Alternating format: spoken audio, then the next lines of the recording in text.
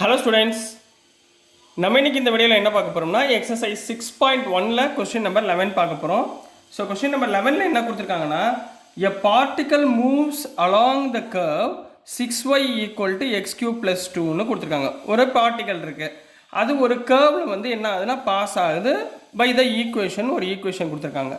Find the points on the curve at which the y coordinate is changing. சேஞ்சிங்னாலே அதாவது increasing decreasing, ரைட்டுங்களா? ஒன்று இன்க்ரீஸாக இருக்கலாம் அல்லது டிக்ரீஸாக இருக்கலாம். வேல்யூ வந்து என்னது சேஞ்ச் ஆகுது. y கோஆர்டினேட்டோட வேல்யூ என்ன இருக்குன்னா சேஞ்ச் ஆகுது 8 times as fast as x coordinate. x கோஆர்டினேட்டை விட 8 times y கோஆர்டினேட்டோட வேல்யூ சேஞ்ச் ஆகுது. சொல்கிறது புரிஞ்சுங்களா? சரிங்களா? அப்போ y கோஆர்டினேட்டோட வேல்யூ சேஞ்ச் ஆகிறப்ப இதை ஒய்யோட கோஆர்டினேட்டை டிஃப்ரென்ஷியேட் பண்ணால் dy/dt. dy/dt = 8 times என்ன சேஞ்ச் ஆகுது, எக்ஸ் கோஆர்டினேட்டோட சேஞ்ச் ஆகுது. அப்போ 8 × dx/dtன்னு போட போகிறோம். புரிஞ்சுங்களா? இதில் இருந்து கொடுத்துருக்க ஈக்குவேஷனை சிம்பிளிஃபை பண்ணி நம்ம ஒய்யோட வேல்யூ எக்ஸோட வேல்யூ என்ன வருது அப்படின்றத நம்ம ஃபைண்ட் த பாயிண்ட்ஸ்ன்னு கேட்டிருக்காங்க. இப்போ பாயிண்ட்ஸ்னால் என்ன அர்த்தம்? எக்ஸோட வேல்யூ ஒய்யோட வேல்யூ என்ன வருது அப்படின்றத நம்ம ஃபைண்ட் பண்ண போகிறோங்கண்ணா. கொஸ்டின் புரிஞ்சுங்களா? கொஸ்டின் புரிஞ்சாலே உங்களுக்கு ஓரளவு மேக்ஸிமம் ஈஸியாக ஃபாஸ்ட்டாக நம்ம சொல்யூஷன் போட்டுடலாம். இப்போ சொல்யூஷன் முதல் கொடுத்துருக்கதை கரெக்டாக எழுதுங்க. கிவன் என்ன கொடுத்துருக்காங்க, y coordinate is changing 8 times as x coordinate கொடுத்துருக்காங்க. சரிங்களா? as fast as x coordinate அப்படின்னு கொடுத்துருக்காங்க. இதுக்கு அர்த்தம் என்னன்னா, that is dx dy தான் பெருசு. சரிங்களா? dy/dt = 8 times of dx/dt. ரைட்டுங்களா? ரைட். இது வந்து ஈக்குவேஷன் 1ன்னு வச்சுக்கோங்க. ரைட்டுங்களாம்மா? இப்போ கிவன் கர்வ் என்ன கொடுத்துருக்காங்க, கிவன் கர்வ் என்ன கண்ணா கொடுத்துருக்காங்க, 6y = x³ + 2ன்னு கொடுத்துருக்காங்களா? இந்த வேல்யூவை டிஃப்ரென்ஷியேட் வித் ரெஸ்பெக்ட் டு டீயில் நீங்கள் டிஃப்ரென்ஷியேட் பண்ணுங்கள். என்ன வரும்? 6y டிஃப்ரென்ஷியேட் பண்ணால் 6 கான்ஸ்டன்ட், y டிஃப்ரென்ஷியேட் பண்ணால் dy/dt = x³ டிஃப்ரென்ஷியேட் பண்ணால் 3x². திருப்பி இந்த x²ல் x டிஃப்ரென்ஷியேட் பண்ணால் dx/dt. கிளியர்? இது வரைக்கும் புரிஞ்சுங்களா? அப்போது இதுலேருந்து நம்ம என்ன கண்டுபிடிக்க போகிறோம், dy/dtயோட வேல்யூ இங்கே என்ன இருக்குது, 8 × dx/dtன்னு இருக்கா? இப்போ இந்த இடத்துல இந்த வேல்யூவை சப்ஸ்டிட்யூட் பண்ணலாமா? அப்போ பை ஈக்குவேஷன் 1 இந்த இடத்துல dy/dtக்கு பதிலாக சப்ஸ்டிட்யூட் பண்ணுங்கம்மா. 6 × 8 dx/dt = 3x² × dx/dtன்னு போட்டுடலாங்களா? கிளியராமா? புரிஞ்சுங்களா? ரைட்டுங்களா? இப்போ இங்கே பாருங்கள், dx/dt கேன்சல் பண்ணிடுங்க.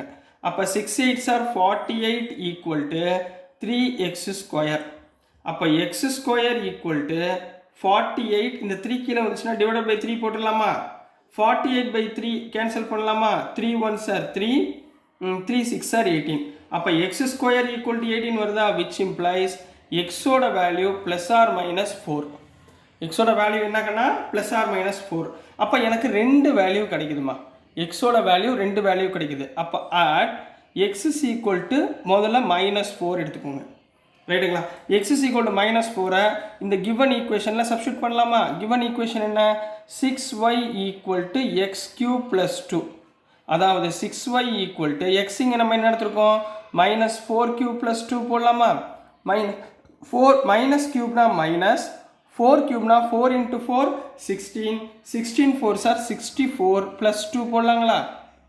அப்போ 6y = 64 + 2 -64 + 2 -62, which implies y = -62/6. -62/6 ரெண்டையும் கேன்சல் பண்ணால் -31/3 2ஆல் டிவைட் பண்ணிக்கோங்க. அதாவது -4ன்னு எடுத்தால் -31/3. கிளியர்? இப்போ அடுத்துமா at x = +4 இதில் சப்ஸ்டிட்யூட் பண்ணுங்கள். 6y = 4³ + 2. 4³ 64ங்களா? 64 + 2 = 66ங்களா? அப்போ y equal to 66 divided by இந்த 6 கீழே வந்துச்சுன்னா y ஈக்குவல் டு 11. அப்படி என்ன எழுதுவீங்க? the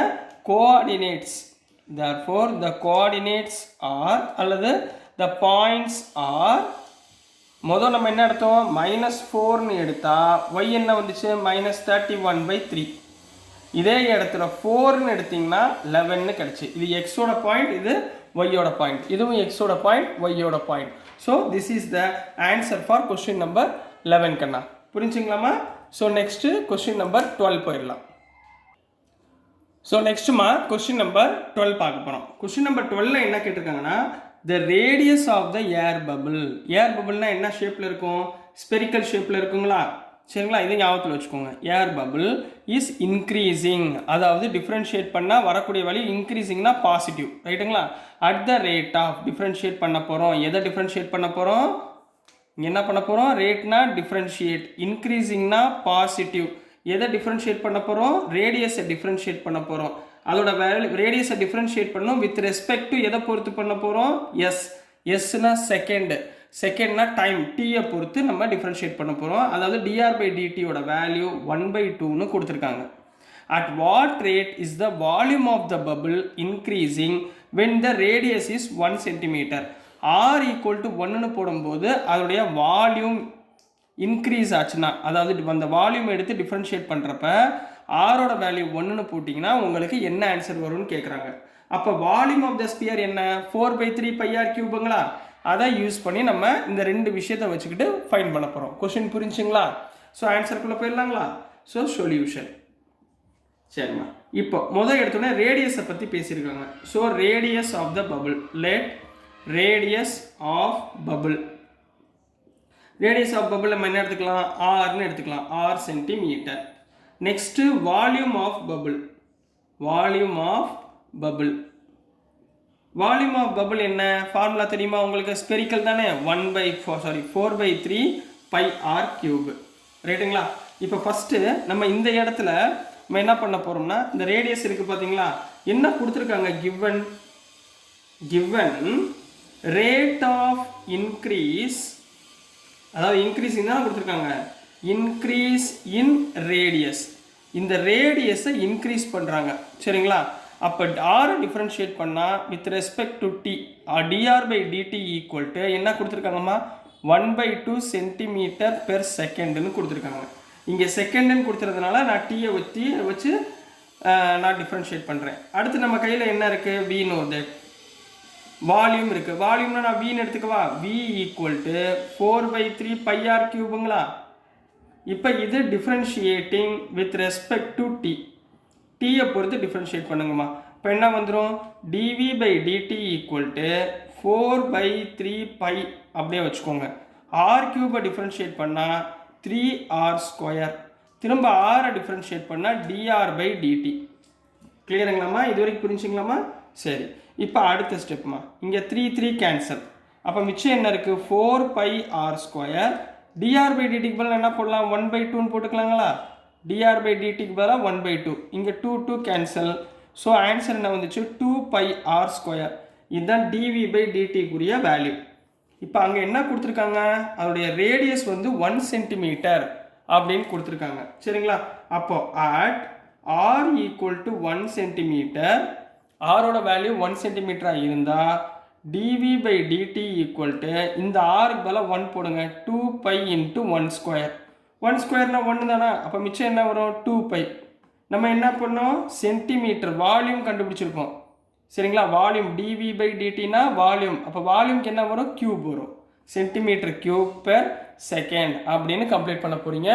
so this is the answer for question number 12 கண்ணா. ஸோ டியர் ஸ்டூடெண்ட்ஸ், நான் அனுப்புகிற வீடியோஸ் உங்களுக்கு புரிஞ்சிருக்கும்னு நம்புகிறேன்.